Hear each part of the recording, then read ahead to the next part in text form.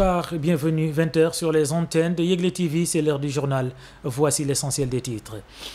Journée du tirailleur, le président Emmanuel Macron a annoncé sa participation à cette commémoration sous l'invitation de son Excellence, le président Bassirou Diomaye Diakhar Faye. Et puis les nouveaux parlementaires de PASTEF ont effectué ce séminaire de renforcement des capacités, la loi de finances, le contrôle de l'action du gouvernement et la haute cour de justice étaient au menu de cette rencontre. C'est un reportage à suivre dans cette édition. Débat sur les multiples arrestations. Les avis des populations se diversifient. C'est à suivre également dans cette édition. Autre chose également à suivre dans cette édition, il s'agit bien sûr de l'actualité internationale, le sport qui seront au menu de cette édition.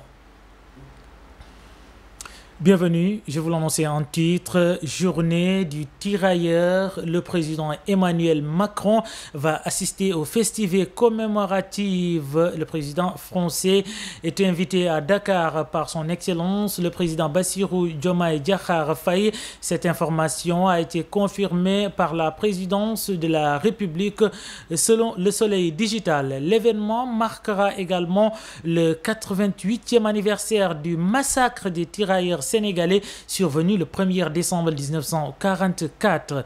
Le président Macron a annoncé sa participation à cette commémoration lors de son discours du 21 novembre dernier, prononcé à l'occasion de la commémoration du 80e anniversaire du débarquement de province. Parlons justice pour parler de l'affaire Samuel Sarr. Le directeur de la Sénélec est entendu à la section de recherche. Samuel Sarr est en garde à vue à la section de recherche de Colobane depuis le vendredi dernier. Il a été arrêté à l'AIBD alors qu'il revenait d'un séjour à Dubaï. Le directeur général de West African Energy, un projet de centrale électrique, est poursuivi pour abus de biens sociaux. Le plaignant, l'homme d'affaires Moustapha Ndiaye, président du conseil d'administration de West African Energy, qui met sur le compte du mis en cause une transaction de 2 milliards de francs CFA qu'il juge douteuse. Toujours en justice, la polémique autour de la garde à vue de Moustapha Diakhaté et Adama Gaye a suscité des réactions, notamment de la part d'Alassane Seck, président de la Ligue sénégalaise des droits humains, lors de son intervention dans l'émission Jury du dimanche sur e-radio le 24 novembre 2024. Il a appelé à la responsabilité et à la sérénité. Selon lui, les leaders d'opinion doivent assumer leurs propos, particulièrement lorsqu'il affirme des faits graves sans preuve. Les détails sont à suivre avec Fatou Bintou Tunkara.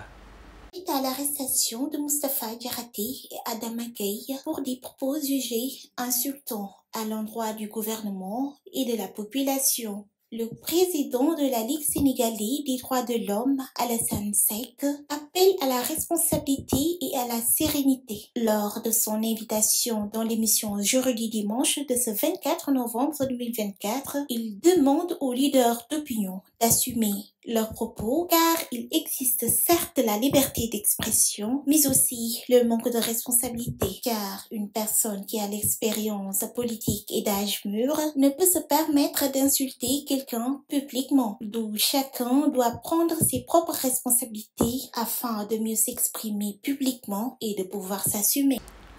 Je vous l'annonce en titre, les vagues d'arrestations contestées ces derniers jours alimentent toujours les débats. Si d'aucuns pensent que c'est normal et que justice doit faire son travail, d'autres soutiennent le contraire et qualifient d'injustice. Toutefois, les populations rencontrées dans ce reportage encouragent la justice à faire son travail. Suivons ensemble ces réactions dans ce reportage signé Astouning et Mamadou Diallo. Au Sénégal, les nombreuses arrestations constatées ces derniers jours font l'objet d'une polémique. Il s'agit entre autres de l'ex-ministre Samuel Sarr, du journaliste Adama Gaye et de l'ancien parlementaire Moustapha Diakhaté. De l'avis des populations rencontrées, la justice doit faire son travail. C'est l'affaire de la justice parce que faire des choses anormales, ça demande des sanctions. Parce que si la population a décidé de vous donner le pouvoir pour que vous puissiez gouverner, donner tous les moyens pour vous. Donc, pour moi, l'objectif c'est d'être d'être au service de la société, mais pas de faire des choses qui font souffrir la société. Samuel Sarr, d'abord, ce n'est pas l'État qui l'a appréhendé.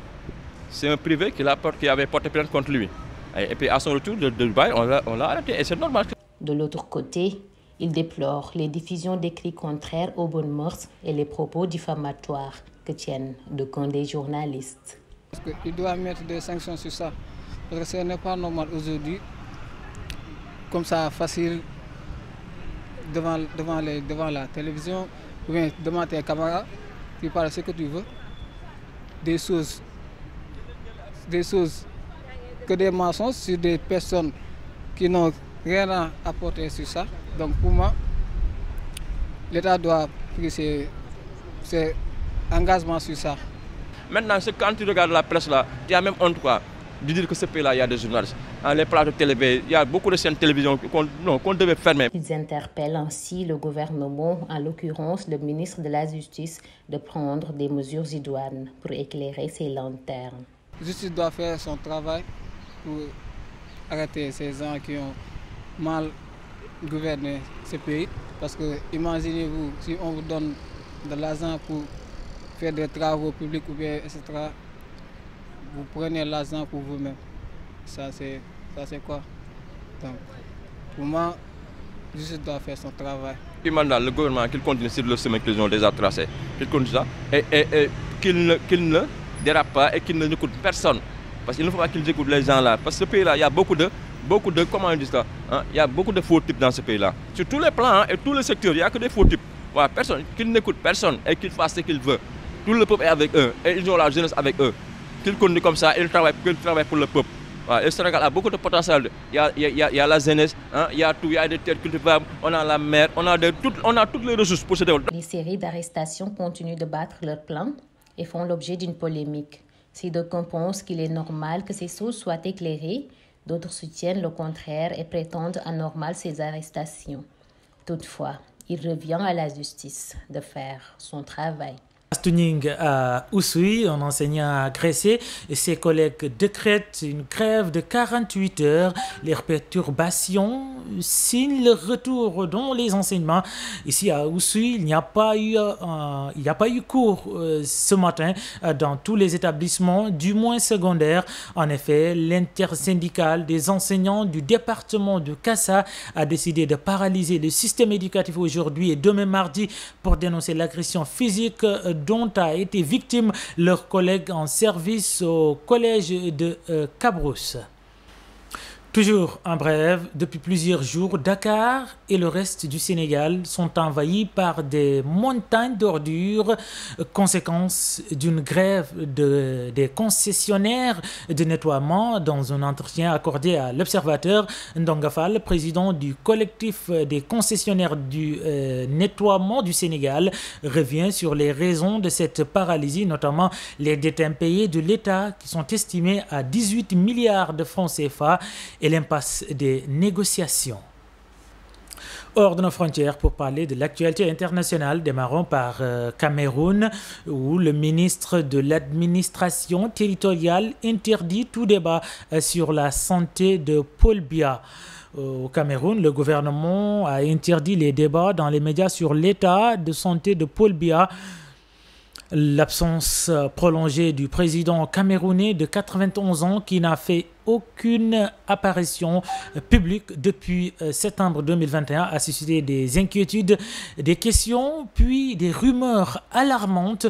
Tout débat sur l'état de santé du président est désormais formellement interdit, a donc indiqué Paul Atanga Nye, le ministre de l'administration territoriale, dans un communiqué diffusé jeudi 10 octobre, une décision qui n'a pas tardé à faire réagir autant les milieux de la presse que politique.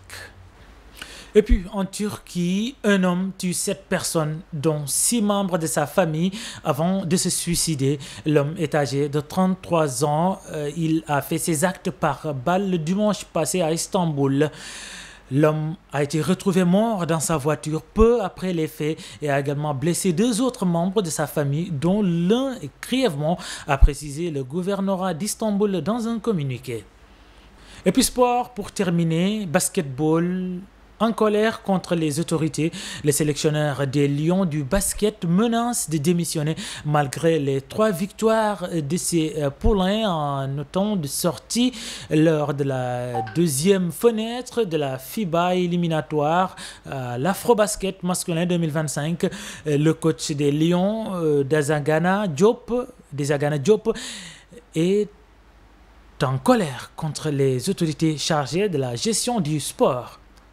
Lutte pour terminer cette page des sports, Modou qui gagne par avertissement et conserve son titre de roi des arènes. Le champion de lutte Modou a battu dimanche à l'arène nationale de Dakar son challenger Siteu par 3 avertissements à 2 à l'issue d'un combat qui a duré plusieurs dizaines de minutes, disons environ 20 minutes. Après le temps réglementaire de 2 fois 10 minutes, l'arbitre du combat a donné la victoire à Modou par avertissement, renseigne l'APS. Siteu a écopé de 3 avertissements contre 2 pour Modou. Le leader de l'écurie de lutte Rock Énergie, Modou décroche la 23e victoire de sa carrière, dont la 3e de suite, et conserve ainsi son titre de roi des arènes. Toujours pour parler de ce combat, Modou Siteu, qui s'est tenu hier dans une ambiance survoltée, mais n'a pas échappé à la polémique. Cet affrontement qui a captivé les amateurs de lutte s'est terminé sur une note controversée, laissant les supporters des 2 camps sur leur faim. Voilà, c'est ce micro-trottoir réalisé par Mamadou Diallo qui met un terme à cette édition qui vous a été présentée avec un immense plaisir par Chérif Adramé Aïdara, par l'appui de l'équipe rédactionnelle qui m'a aidé à la réalisation. Merci à vous d'avoir suivi cette édition. Je vous donne rendez-vous demain, Inch'Allah, avec d'autres éditions. Au revoir.